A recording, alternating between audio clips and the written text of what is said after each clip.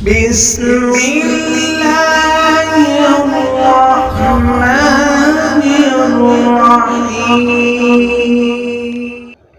بسم اللہ الرحمن الرحیم۔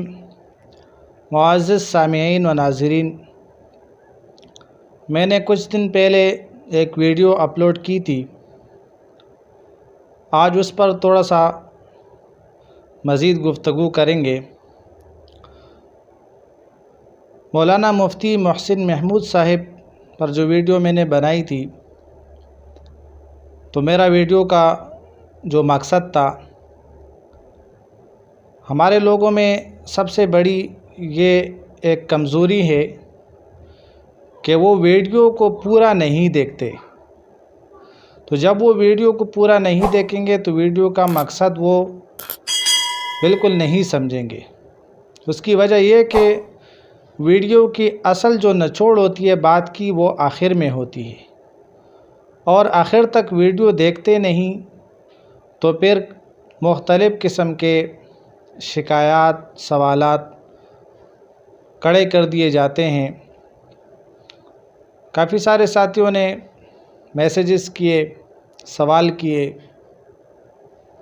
کہ آپ نے جو ویڈیو بنائی تھی مولانا مفتی محسن محمود صاحب کے بارے میں، تو یہ تو ایک عالم دین ہے، لیکن یہ اس قسم کے عالم دین ہے کہ یہ منبر پر اور جہاں بھی بیان کرتے ہیں گالی گلوچ اور سخت زبان استعمال کرتے ہیں۔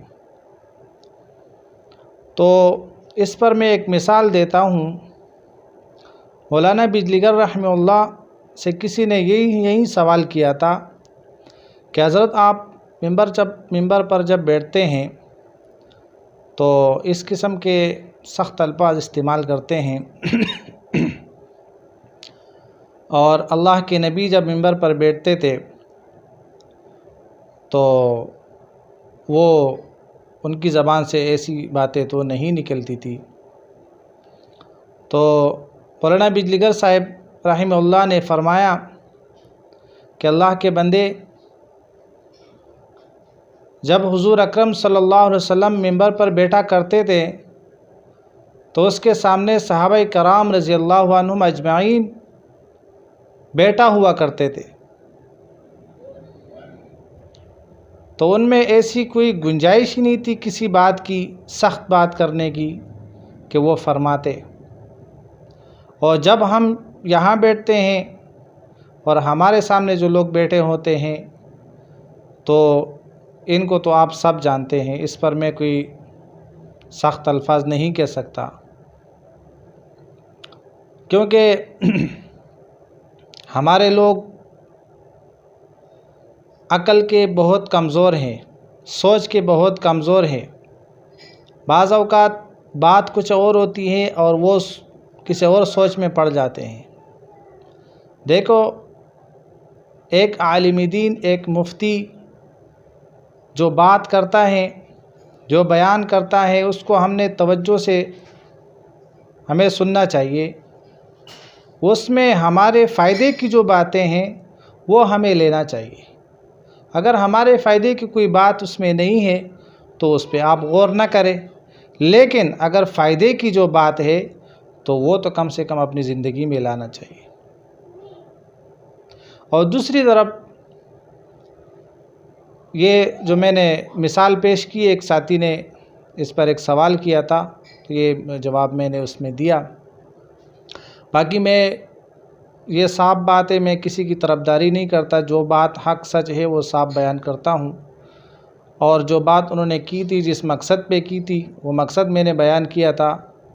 اور اس کے 2 دن کے بعد جو ہے نا، انہوں نے خود ہی اس بات کی وضاحت کی، اور یہی بات کی جو میں نے بات کی تھی، انہوں نے بھی یہی بات کی وضاحت کی کہ میں نے سب کو ٹارگٹ نہیں کیا، ان میں نے ان لوگوں کو ٹارگٹ کیا ہے جو علماء کرام کو تنگ کرتے ہیں، پریشان کرتے ہیں، امام مسجد کو۔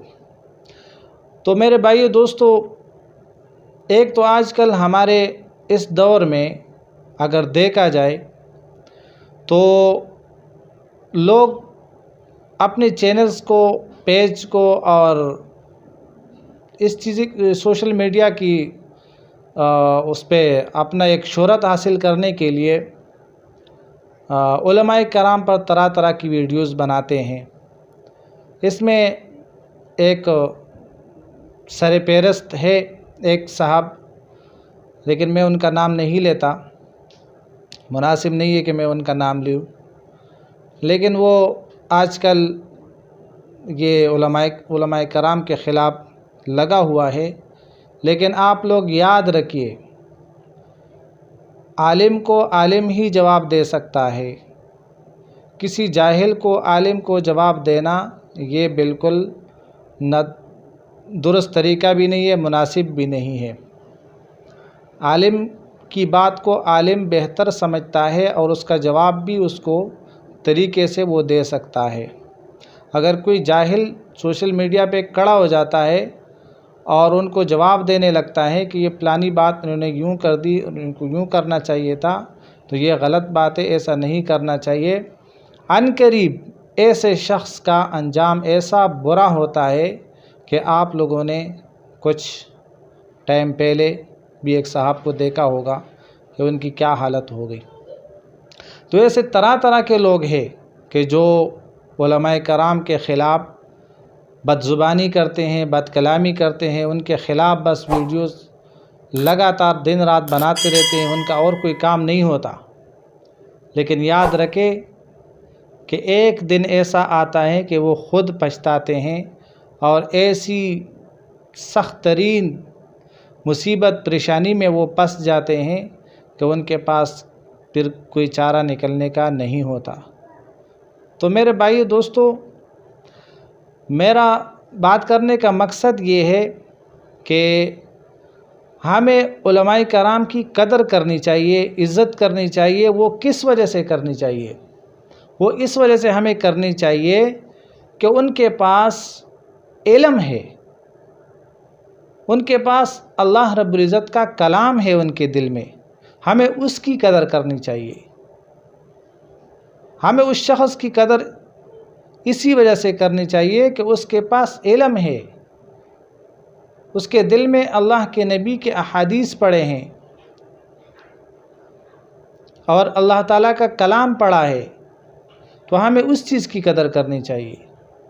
بھلے وہ شخص، وہ عالم بد کردار ہو، بد کلام ہو، بد زبان ہو، جیسا بھی ہو، اس کا معاملہ اللہ رب العزت کے ساتھ ہے۔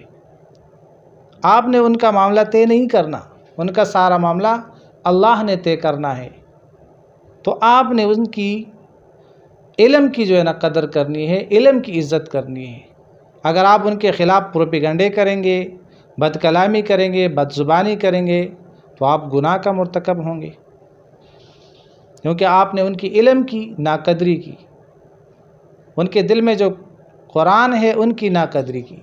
تو اس لیے ہمیں جاہلانہ انداز استعمال نہیں کرنا چاہیے، ہمیں چاہیے کہ ہم علماء کی اسی وجہ سے قدر کریں۔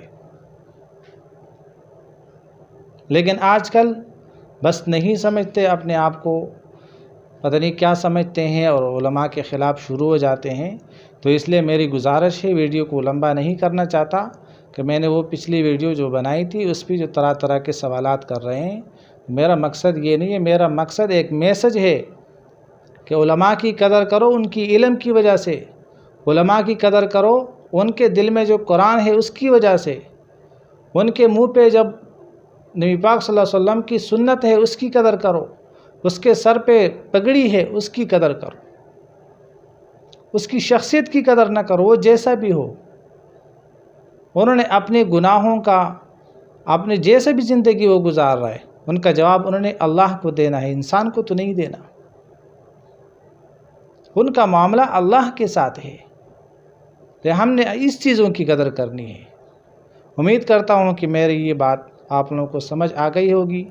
تو اسی لیے اس ویڈیو کو زیادہ سے زیادہ شیئر کریں، تاکہ لوگوں کو اس بات کا پتہ چل جائے کہ ہمیں علماء کرام کی قدر کس وجہ سے کرنی چاہیے۔ اللہ رب العزت ہمیں اس پر عمل کرنے کی توفیق عطا فرمائے۔